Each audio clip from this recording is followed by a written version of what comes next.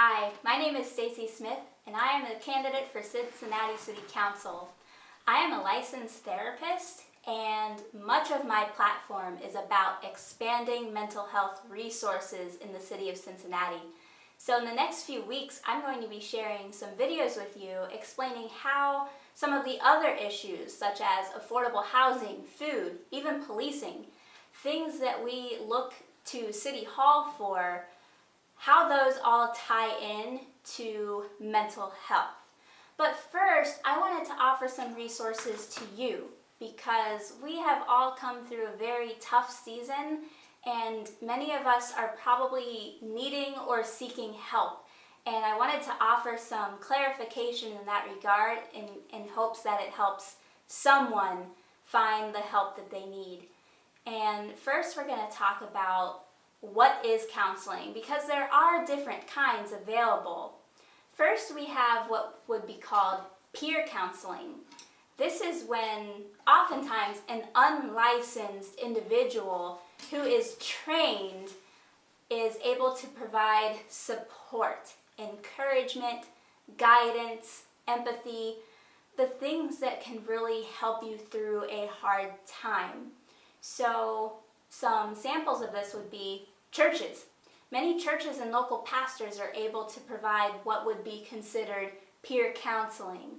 So if you're looking for that kind of thing, I highly recommend starting with the local churches. Even if you are not a religious individual yourself, they can still be really helpful. For women particularly, the Eve Center, one of my favorite places in the city of Cincinnati.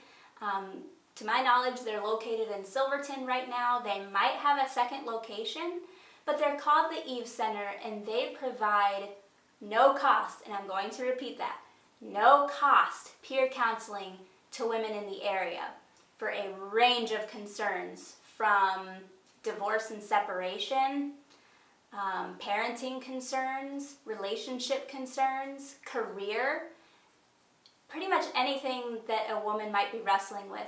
They have counselors ready to help you. I completed an internship there before starting my master's degree, and I fell in love with them and their mission. Now, the Eve Center is a faith-based organization. However, you do not have to be a religious person to seek help there. So I highly recommend them. I'll post a link to their website in the video. So those are some examples of peer counseling. But if you're interested in learning more, please feel free to reach out to me. Secondly, you have what you might consider clinical counseling. This is what I do. These are licensed therapists who diagnose and treat mental health disorders. So if you've noticed lately that you are dealing with more anxiety than normal, you're having difficulty being motivated, you're feeling sad, you're crying a lot, you're having difficulties in your relationship, maybe you're drinking more than you would like to, those would be things to take to a licensed clinical therapist. Now, you don't have to be dealing with those things to see a clinical therapist. We can provide peer counseling too. So if you're just going through a rough time and need some support, but peer counseling doesn't sound like your thing, you can absolutely seek help from a licensed clinical therapist as well.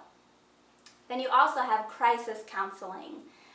This is for, as it sounds, crisis type, maybe some safety concern situations. So if someone you know or you yourself are feeling suicidal or homicidal, this would be the type of counseling for you to seek as quickly as possible. For safety purposes, I do have to mention that if this is you or someone you know, you are always encouraged to call 911. You can ask for an ambulance or a mental health trained police officer to come help get you to the hospital if you feel that you cannot do so safely on your own. You can also call Children's Hospital's PIRC line, PIRC, and if you have a child who's dealing with this, they can assess the child over the phone and tell you whether or not to bring that child to the hospital. Again, that's PIRC. If you Google it, their number will be the first thing that pops up. I'll be sure to include it in the video as well.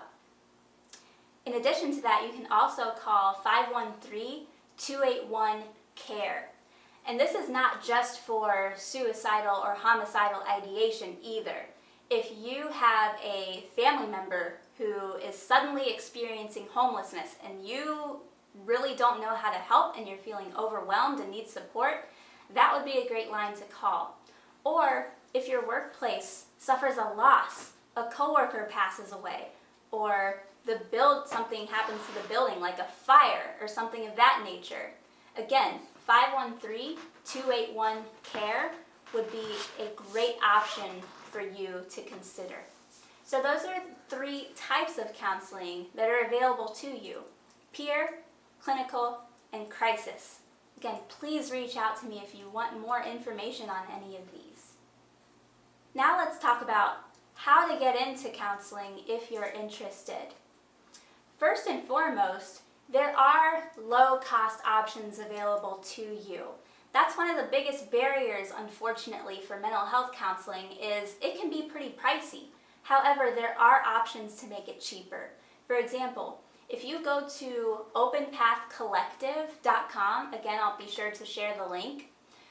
This is a hub of therapists who are willing to offer discounted services, sometimes as low as $30 per session. You can find a therapist in your area who is part of this hub and connect with them, and they will collect your financial information just so that you know. But if you need that kind of help getting into therapy, Open Path Collective is a great option for you.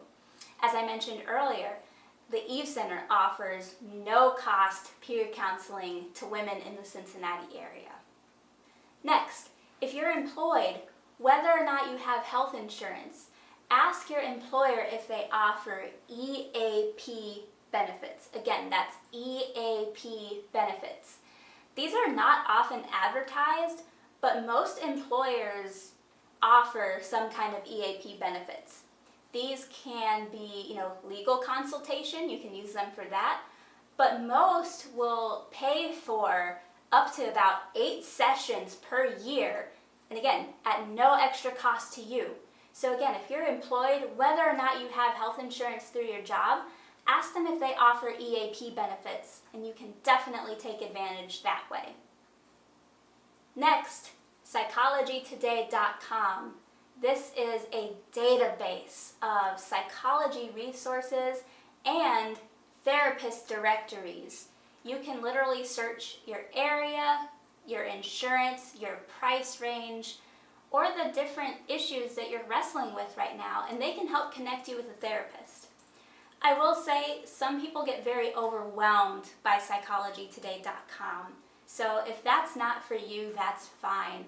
I also encourage people to reach out to their peers to ask, okay, who has seen a therapist and wouldn't mind talking to me about, who treated you well, who really helped you, give me some referrals. That's always a great option, and it helps reduce the stigma when we normalize talking about mental health therapy in this way. Lastly, I'm putting together directories that are very specific for individuals who may have a more difficult time finding a therapist that really matches them. So I recently completed the first edition of the Black Cincinnati Therapist Directory. If you would like a copy of that, please let me know. I'm trying to get this into as many hands as possible so that it can be distributed throughout the city. I'm working on the LGBTQA plus community therapist directory as well. So again, if you're interested, please reach out. I'll happily get that to you. More directories are expected in the very near future. And at the very least, if you need more help connecting with a therapist, please don't hesitate to reach out to me. Lastly, let's talk about why. We've gone through a really tough season with coronavirus, the last election, everything that happened in 2020 really. I don't think there's anyone who hasn't been affected by this somehow. So this would be a great opportunity. I always try to encourage people to seek help before the problem gets too far ahead of them. We see this a lot with couples who seek therapy. Oftentimes they come when it's too late, too much damage has been done. At this point, therapy is not going to be really beneficial to them. But for individuals, even if you are in a very difficult place, still seek out those services. It is not too late, but again, I want to encourage you to please seek help before it becomes a big problem. If you're noticing that you are more anxious than normal, or you're having racing thoughts, difficulty focusing, not really connecting with your peers and your support system like you used to, if you're drinking more than you would like to, or if you are having difficulty getting to work because you're exhausted, you're tired, you're not motivated, this would be the time to start seeking out a therapist to help support you through this. We are ready, we are available, and we want to serve you.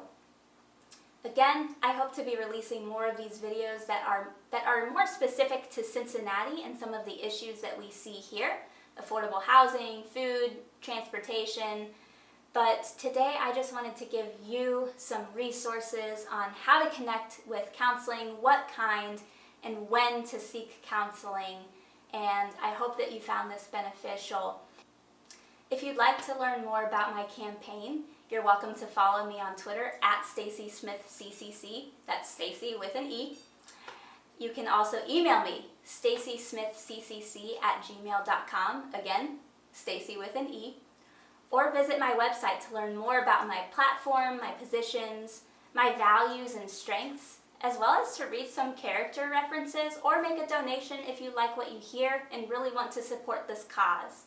That's stacysmithccc.wordpress.com. I hope to hear from you soon, and above all else, I hope that this information has been beneficial to you. Take care.